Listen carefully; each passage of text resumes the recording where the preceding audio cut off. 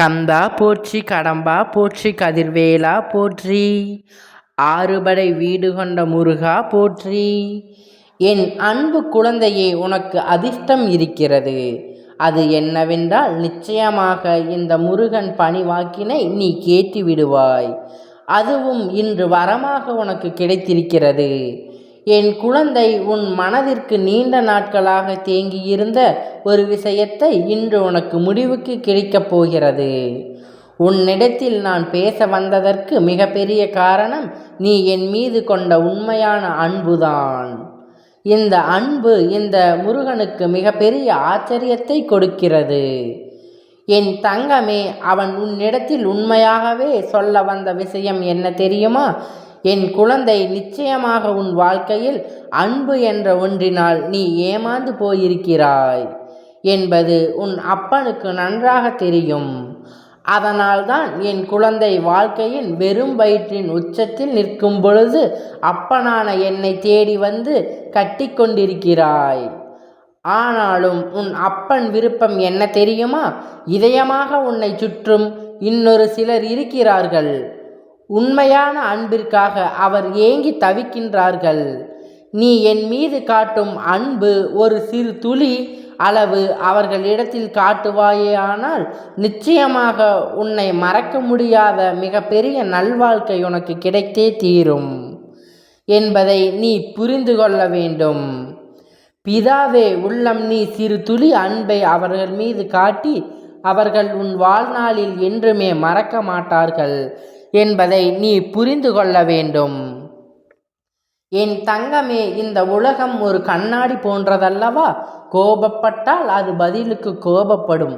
அதே நேரத்தில் நீ அன்பை காட்டினால் பதிலுக்கு உனக்கு அன்பே கிடைக்கும். நீ ஏமாந்து போயிருந்தாய் என்றால் நிச்சயமாக அது பொய்யான அன்புதான் என்பதை நீ புரிந்து கொள்ள வேண்டும். என் தங்கமே, பிறப்பிற்கும் போது உன்னுடைய இறப்பு நெஞ்சை கட்டப்பட்டு விட்டது.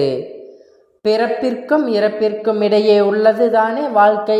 அது சிலருக்கு சிறுகதை எனவும் சிலருக்கு தொடர் நாவலாகவும் இருக்கிறது. நீ இதில் எதுவாக இருக்கப் போகிறாய் என்பதை இறைவனுக்கு மட்டுமே அறிந்த ஒன்றல்லவா? அதனால் எல்லாம் ஒரு இடத்திலிருந்து வழங்கும். என் தங்கமே, அன்பினை எப்படி வெளிப்படுத்த வேண்டும் என்று இங்கே நிறைய பேருக்கு தெரிவதே கிடையாது. என் குழந்தை, உண்மையான அன்பு என்பது என்ன தெரியுமா? உன்னை வெறுத்தாலும் நீ அவர்கள் மீது அன்பு வைத்து கொண்டிருப்பதுதான்.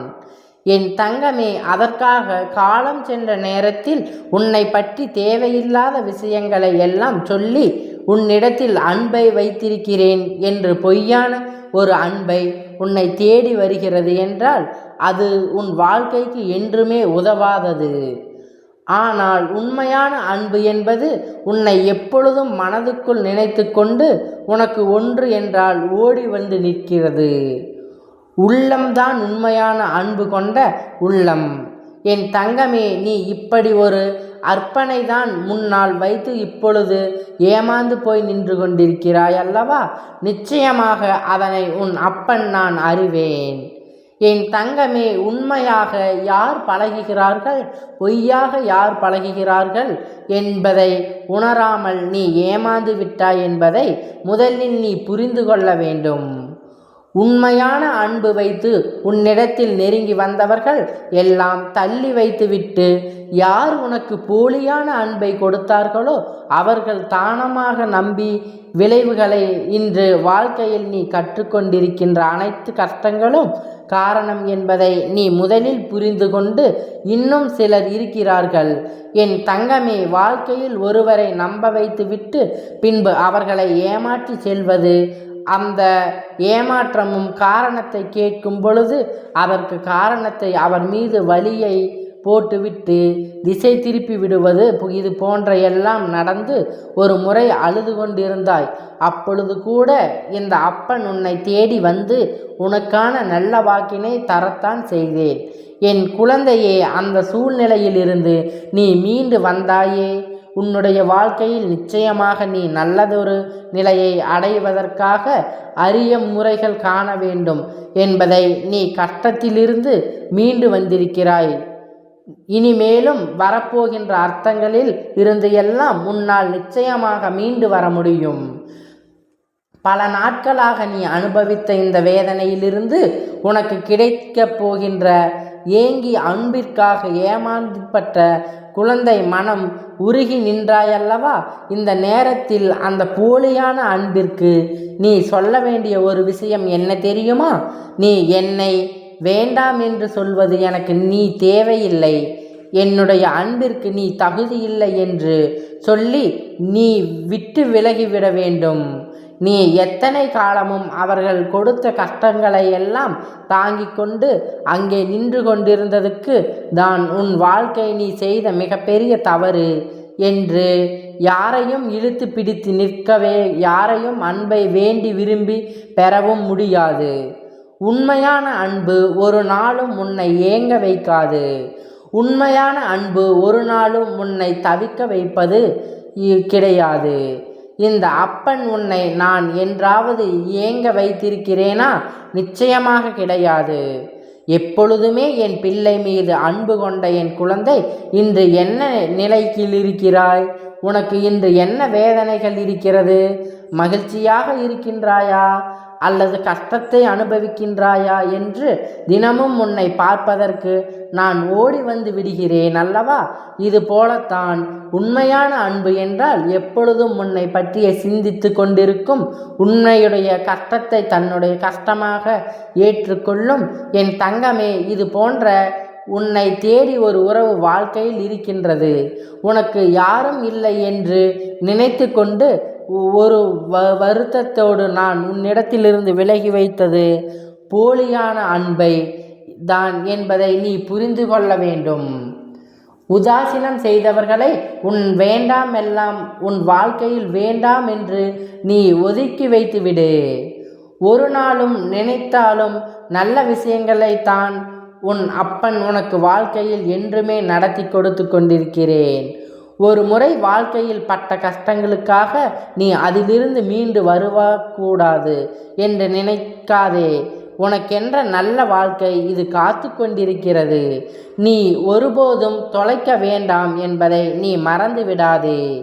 இப்பொழுது முடிந்தது உனக்கான வாழ்க்கை அல்லவா என்பதை நீ புரிந்து கொண்டு இனிமேல் நீ தொடங்கப் போவதுதான் உன்னுடைய வாழ்க்கை என்பதை உணர்ந்து சரியாக நீ நடந்து வந்தாலே போதும். உன் அப்பன் உன்னை நிச்சயமாக கரையேற்றுவேன் என்பதை நீ மனதுக்குள் வைத்து கொள்ள வேண்டும். அன்பு என்பது நீ எந்த அளவிற்கு காண்பிக்க வேண்டும் என்பதை புரிந்து கொள்ள வேண்டும். என் தங்கமே, உண்மையான அன்பு கொண்ட உறவு தேடி வரும் பொழுது ஒரு நாளும் அவர்களை உதாசீனம் செய்து விடாதே. என் பிள்ளை மனதில் கொண்ட ஏக்கம் நிச்சயமாக தீரும். உன் அப்பன் சொன்னது போல உன்னை வருகின்ற உறவு வாழ்க்கை உன்னோடு தொடர்பு கொண்ட உனக்கு நல்ல துணையாகவோ நல்ல நண்பனாகவே இருக்கப் போகிறது. யாரையும் நினைத்து நீ வருத்தப்படாதே.